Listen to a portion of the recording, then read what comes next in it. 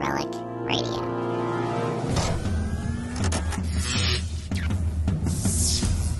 This is Relic Radio Sci-Fi, old-time radio, science fiction stories from relicradio.com.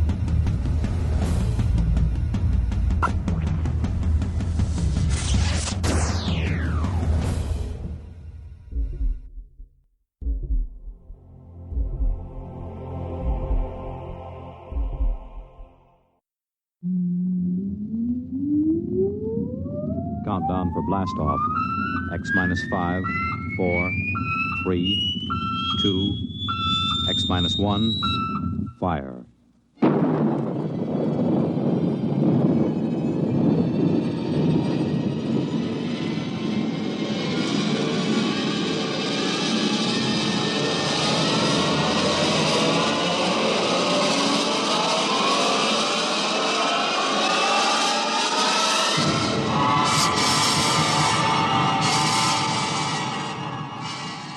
From the far horizons of the unknown come transcribed tales of new dimensions in time and space. These are stories of the future, adventures in which you'll live in a million, could be years, on 1,000 maybe worlds. The National Broadcasting Company, in cooperation with Galaxy Science Fiction Magazine, presents X minus 1.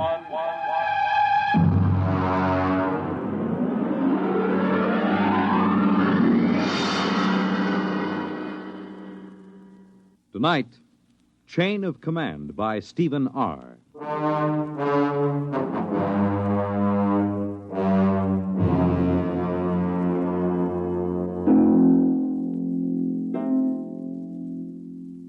This is about George. He's a friend of mine. Lives right here at the Brookside Atomic Laboratory with his family. My name is Charlie Boyle, by the way. I'm a security guard here at the lab. Been here now for, 20 years, I guess. Of course, they don't use the lab anymore. Lots of weeds and things, and, I stick around. There isn't really any place to go. Oh, well, I'm getting away from it after all. This is about George. Some of it I knew myself. A lot of it he told me after it was over. It began, it began the morning after George's wife lit into him. I think, George, the least you could do is complain. After all, are you a mouse or a man? Clara, what's the point of complaining? It'll just start trouble. We do live at the laboratory. We have some rights. The best thing we can do is just stay right where we are. But it's dangerous. There's nothing dangerous about it, just so long as we know what we're doing. I'm not thinking about us. I'm thinking about the children. The children know where they mustn't go. George, I will not go on like this without a moment's peace of mind. If you had the slightest concern for my welfare or for the children's, you'd really... All right. I'll go talk to old Charlie, the security guard. Why not talk directly to the superintendent? Because of the complications. Now, I promise you I'll explain the situation to Charlie. He knows me. I've talked to him for over a year now. And he hasn't the slightest influence. I'll impress the seriousness of the situation on him. All right, but do it now. I will. And be firm. I'll be as firm as I can.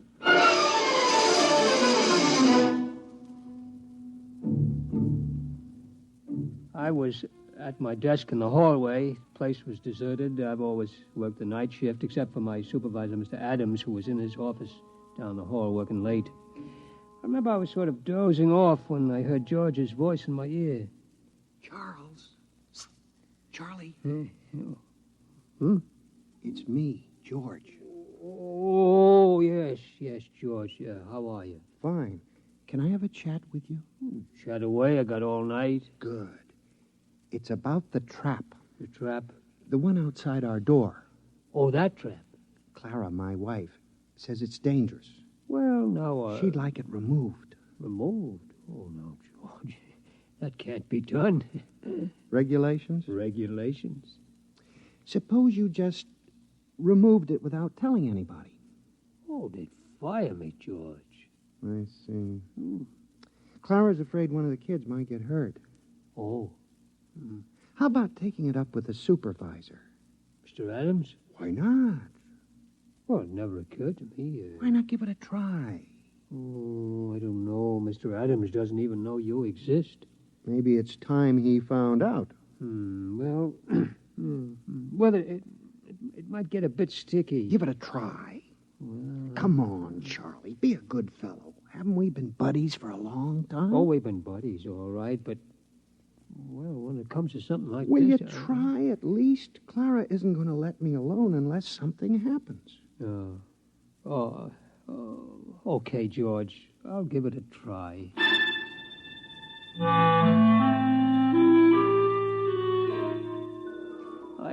I straightened my tie and I brushed off my uniform real neat and I went into Mr. Adams' office.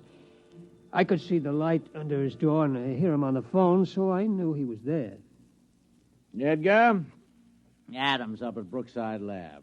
Uh-huh. How are things in Washington? No, nothing serious. Just want to have a fingerprint check on one of our scientists. Uh-huh. Yeah, number 7X4582. That's right. How's the missus? Ah, good.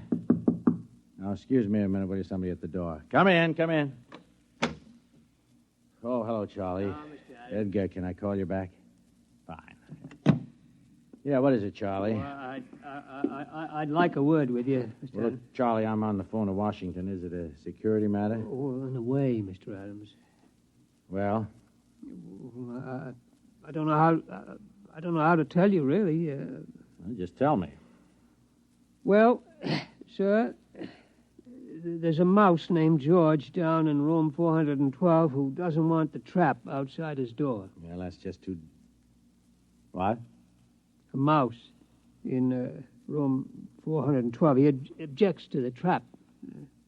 Look, Charlie, I'm busy. Is this a joke or something? Oh, well, I guess maybe it is. I mean, I like a good joke as well as the next fella, Charlie, but, well, I mean, it's late and I got a lot of work to do. Do you mind? No, Mr. Adams. Yeah, well, that's fine. You just get back to your desk, huh?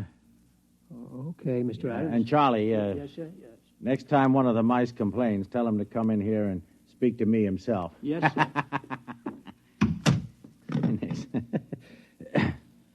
Edgar Adams here again. I'm sorry. One of the security guards playing a little joke on me. He came in to say one of the mice here at the lab is complaining about the trap outside his door. You got him down Washington, too, huh? Yeah? What do you do about it? Traps, huh? Yeah. Yeah, it's the only way, I guess. Yeah.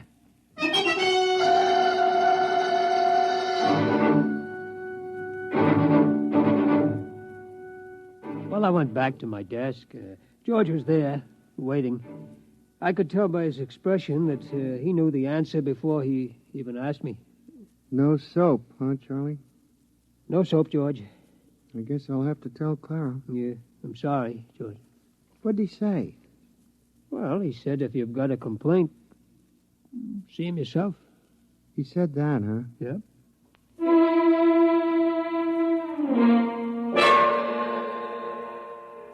Of course, I didn't know what was going to happen. George didn't tell me till it was all over. I mean, really all over. And then it was too late for me to do anything. It turned out, though, that Clara, that's George's wife, told him that if he didn't go talk to Mr. Adams, she'd up and leave him. Yeah, leave him. And the kids, too. So him and me, we went. And nothing negative on his record, eh, Edgar? Well, okay. Yeah, excuse me a minute. Come in. Oh, what is it this time? Excuse me, Mr. Adams. It's that mouse. He wants to talk to you. I'll call you back, Edgar. Now, look, Charlie, I mean, this has gone far enough. Yes, sir. Yeah. Yes, sir. What the devil you got in your hand? Well, this is him, sir. It's the mouse I was telling you about. George. Yeah, George. This is Mr. Adams, the security supervisor. How do you do? Huh? How do you do? Ventriloquism, huh, Charlie? Pretty good. Oh, it ain't ventriloquism, Mr. Adams. He talks. Yeah, sure he does. Well, look, now you had your little joke, and I got a lot of work to do. I'd like a word with you. What? That's remarkable. It really... Now, look, George, if you don't... George, suppose I just leave you here and step outside. That might be best. Excuse me, Mr. Adams. No, wait a minute. You can't leave that beast in here. He won't take much of your time. But, hold it. Leaving a mouse on my desk. Can you hear me all right? Yes, of course. What? I said, can you hear me? Some people have trouble. I'm going out of my mind. It's a hallucination. No, sir, a mouse. Listen to... What are you? A mouse. You know, cheese, rodents, all that sort of thing. You mind if I touch you? Okay, but take it easy. Careful, don't bend up the whiskers. You're real. Sure, I'm real. Now, listen, about that trap. The trap? My wife is driving me goofy. Get it away from our front door, will you? Your front door, yes. Yes, of course, Are you sure you exist? I could bite you to prove it. Never mind. What about it? What about what? The trap. The trap. Yes, of course. Well, I mean, that's a security problem. Look, would you do me a favor? Depends. Tell me, how come you talk? Simple. My ancestors have been around this lab since it was built. We've gotten a lot of gamma radiation. A couple of them were used as an experiment to test radiation endurance.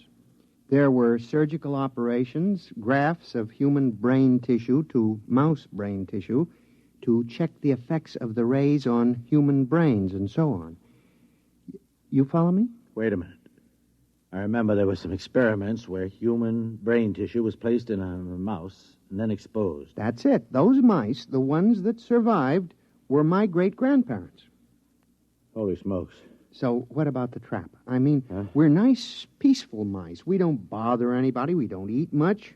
We mind our own business. Wait a minute.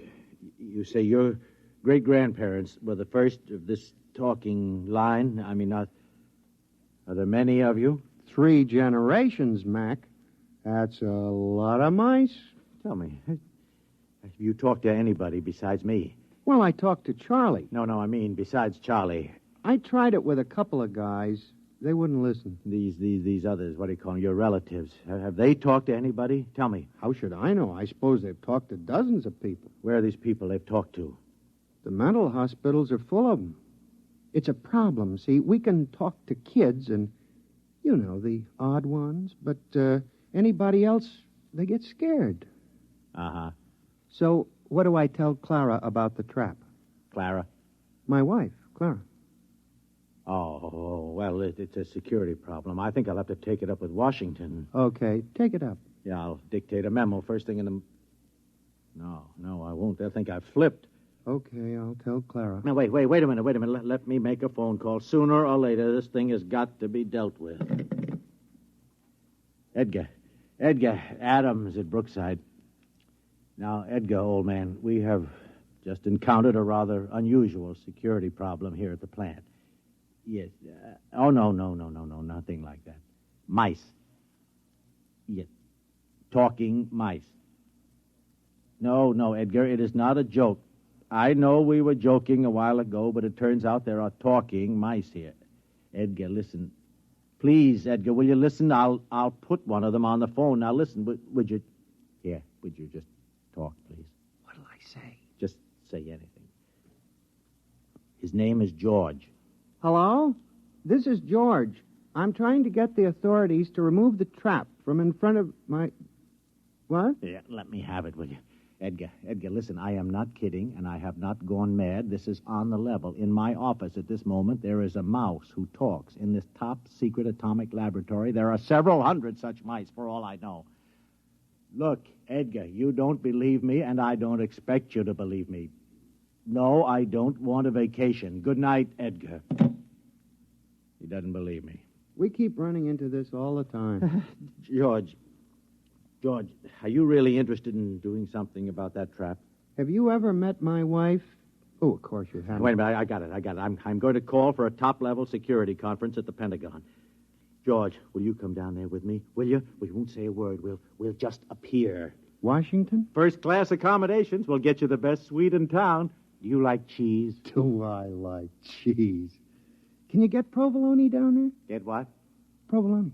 We'll get it. All the provolone you can eat. I've never traveled before. George, you'll love it. You'll love it. Chance to get away from the wife for a while, huh? What do you say, boy? You and me, huh? We'll live it up down there. Look, I know a couple of girls. I seem to recall they had mice in their pantry.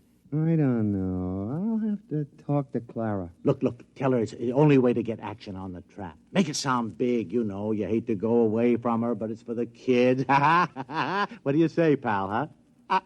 Well, okay. Attaboy.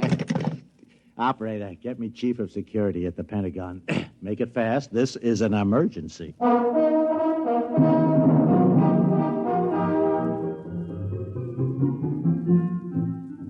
I wasn't there, but like I say, George told me all about it after it was over. Seems him and Mr. Adams went down to Washington on a morning plane. George got a little plane sick, but he liked flying pretty good anyway. They checked in at the Statler, then went over to the Pentagon. Order, gentlemen, order.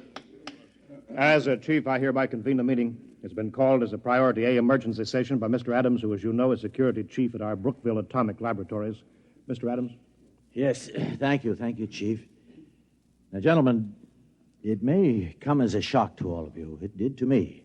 But I've learned that some 1,200 English-speaking individuals have been operating freely within our top-secret laboratories at Brookville without any security clearance whatsoever. You did say 1,200? Actually, sir, 1,207. Who are these people, sir? Mice, Chief. Mice? Yes, sir, mice. I have one of them here with me. Somewhere. George. Here. George. Oh, there you are.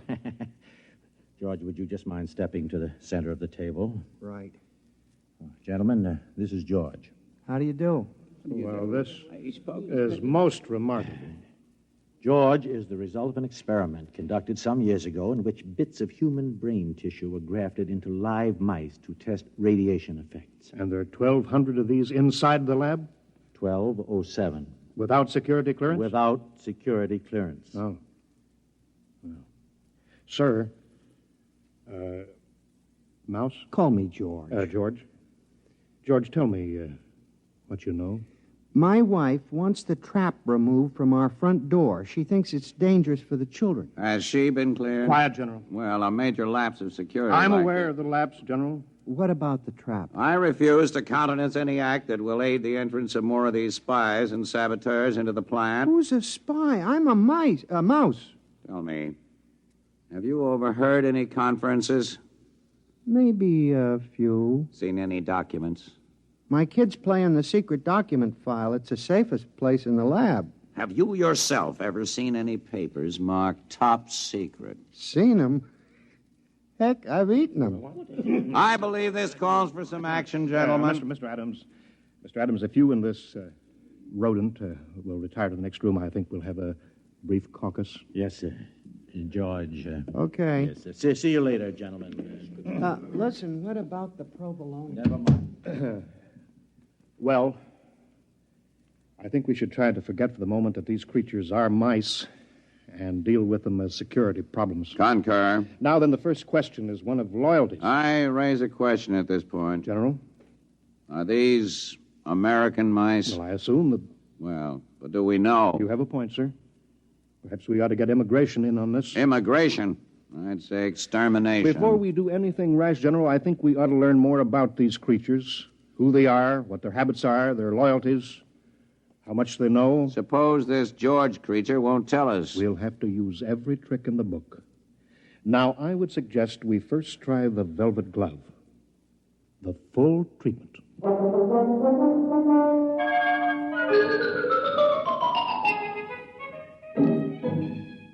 George told me about the velvet glove later. He said he didn't really suspect anything at first, what with all the excitement of being in Washington and so on, but after a while he got wind of what they were doing. Room service. This is Mr. Adams in 712. Will you please send up a pound of Provolone. Provolone, please. Cheese. Yes, and some more wine. Yes, fine. Right away, please. They'll have some more right away, George. Can't get enough of this stuff. Really delicious. George, have a little more wine. I don't mind if I do. This is the life, all right. It's a great town, isn't it, George? Stupendous. By the way, George, those documents you mentioned eating, do you remember what they said?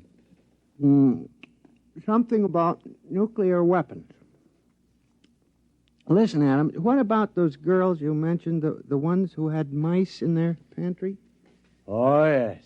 How about giving them a call? Well, George, a little late, don't you think? Oh, the night's just beginning. All right, George, I'll give him a little call. 6. Yeah, if my memory serves.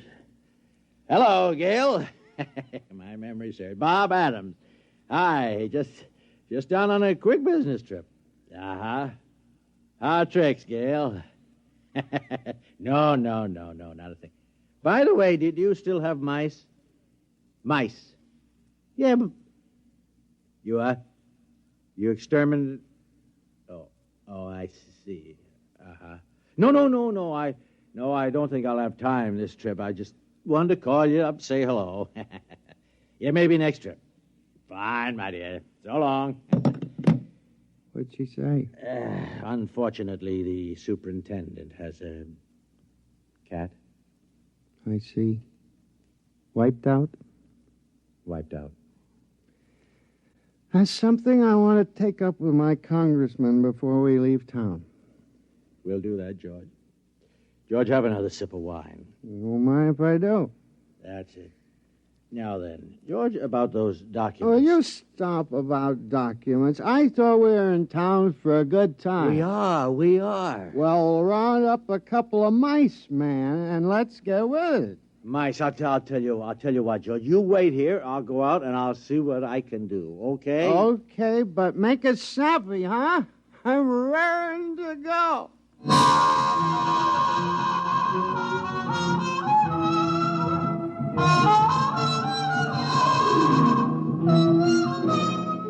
Next morning, Adams woke George and told him they were scheduled for another conference at the Pentagon.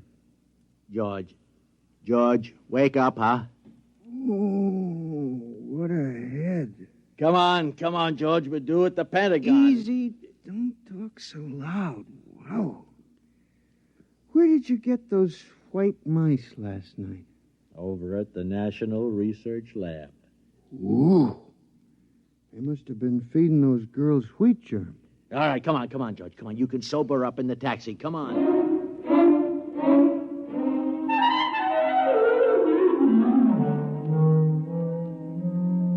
All right, George, we've been beating around the bush long enough. Who are you?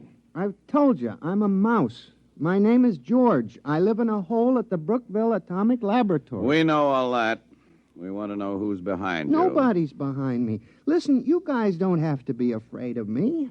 I'm only a mouse. It's the perfect fifth column, the ultimate weapon. Do you realize that you and your family are living inside a secret government installation without any security clearance whatsoever? I'm willing to be investigated. How do we know you aren't an agent for a foreign power? How do we know you aren't an agent for a foreign power? Preposterous. It'd be the perfect fifth column. Gentlemen, I will not remain here to be insulted by this creature. And I will not be insulted by you, sir. Gentlemen, good day. No, George, wait, come back. George, he went that George, way. Get him off. George! He's going into the wall. Grab him. Too late. He's gone. Well, men, this is it. We'll have to decide on a course of action. We've got to recapture him. Look, I think the first thing to do is get a cat. He's too smart for a cat. Well, something's got to be done. Something's got to be done. After all, these creatures have access to every secret file in the country. Not to mention eavesdropping on our private lives. The thing that bothers me is, gentlemen, they multiply in another 3 generations. There will be some 12 billion talking mice, 6 times the human population of the Earth. It's no matter for fooling around. Kill or be killed, gentlemen. The problem there is how. We have reason to believe they're concentrated in Brookville. I say evacuate all humans and blow up the plant. Use the H-bomb if necessary. I'm afraid you're right, General. We must exterminate. I'll phone Strategic Air Command and alert them. SAC, please. Hello, Bill. This is Ed. Listen, fuel up a couple of big ones. No, nothing serious, but we may want to use them in the near future. Just stand by, that's all. I'll call chemical warfare, get the best information on exterminating rodents. Hello? That's funny. It's gone dead. Hello? Hello? Something is wrong here. Sounds almost as if the line had been cut. Adams, get out an alarm for that mouse.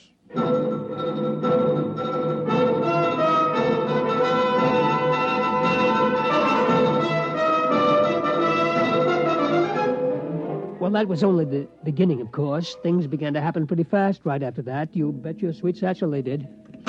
Well, Adams? Yeah, I've been talking to Edgar. The FBI has located several hundred field mice, all of them non-talking. No trace of a mouse corresponding to our description of George. See?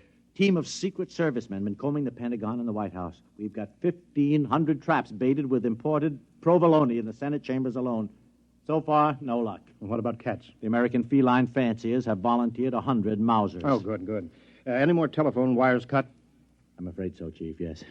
He managed to gnaw through the private wire from the president's suite to the Pentagon. Oh, I see. Well, got it spliced. What about the top-secret file on that new chemical warfare agent? Is there any trace of that? They found the file, but he managed to chew out the key symbols. I'm afraid it's useless. Well, keep tracking him down. Yes, Sooner sir. or later, we'll get him. Yes, sir. Only one thing, Well, sir. what's that? I hate to mention it, really. Well, go on, man. Well, sir, the damage has appeared in such widespread places recently. Well, go on. Well, there must be more than just George. In fact, we're afraid he has reinforcements right here in Washington. But that's impossible. How? I don't know how, sir, unless... Unless what? Well, it seems, sir, that there were a couple of female white mice from the National Research Lab. You mean? Yes, sir. I'm afraid so, sir.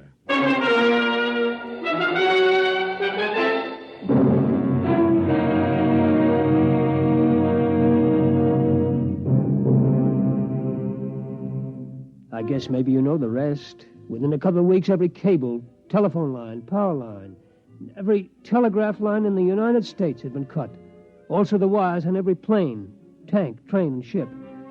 They'd also destroyed every file in the country. That was only a month ago. Well, you can guess what's happened. Most everybody has left this part of the world. In this whole atomic laboratory, I'm the only human. And I'm not so sure I'll be around much longer. Yes, sir? The only woman. Not that they need a security guard, but, well, I'm just used to being here. I wouldn't know where to go. Charlie. Why, George. George, is it you? That's right, Charlie. Well, you look awful. Where have you been? Well, I was down in Washington, Charlie, about the traps, remember? Oh, yeah. That was before all the trouble started, over 2 months ago. Well, what you been doing all this time? Well, you know, we've been pretty busy protecting ourselves, cutting the lines and stopping transportation and such. I figured it was the mice done it, yeah. Yeah, we didn't like it, but it was them or us, so we did it. Well, how come you look so terrible, though? Well, we stopped the trains and the planes, you know, so, well, I had to walk back. That's one heck of a walk for a mouse.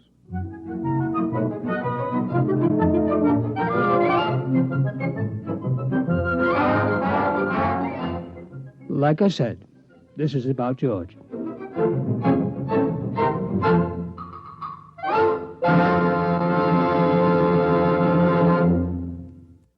You have just heard X-1, presented by the National Broadcasting Company in cooperation with Galaxy Science Fiction Magazine.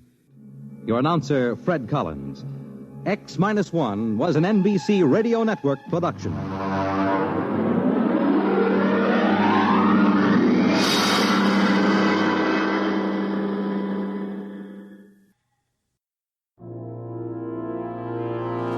That's the show for this week, but don't forget there are thousands more like it at relicradio.com. Horror, strange tales, science fiction, crime, all available for free. If you'd like to donate to Relic Radio and help keep it all free, you can do that through the website as well. Visit donate.relicradio.com to find out more and to see the special downloadable sets that are available. My thanks to those who have donated, and thanks for listening today. Talk to you again next week.